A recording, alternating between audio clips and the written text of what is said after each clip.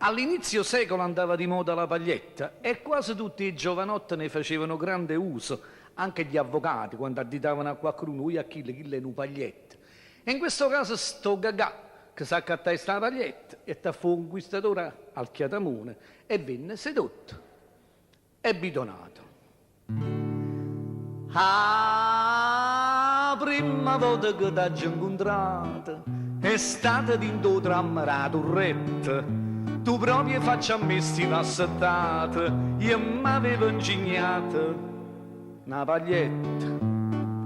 Tu mi guardasti e tu guardai, tu sospirasti e sospirai, asciste, ascette, saliste, sagliette, così dopo nemmeno mezz'oretta, buone ricette, o tram la turretta.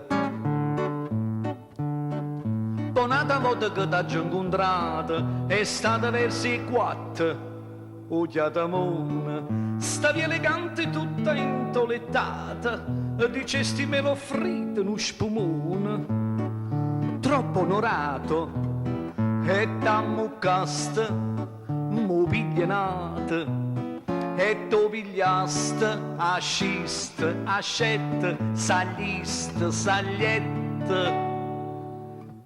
Dopo 3 ore ascette do portone, benericenna a strada o Chiatamone.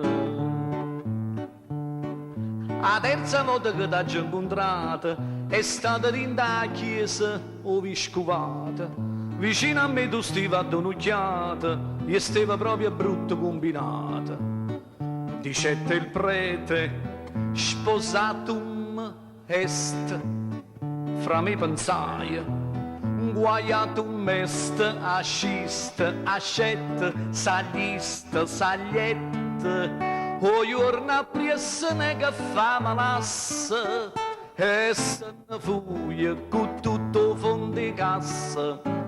Ma sozzo dirla è maritata senza mogliere e disperata stoglienna venenna saglienna scenenna scerafonnetta pure lui spumone mannaggia o tram turretta e Chiatamone.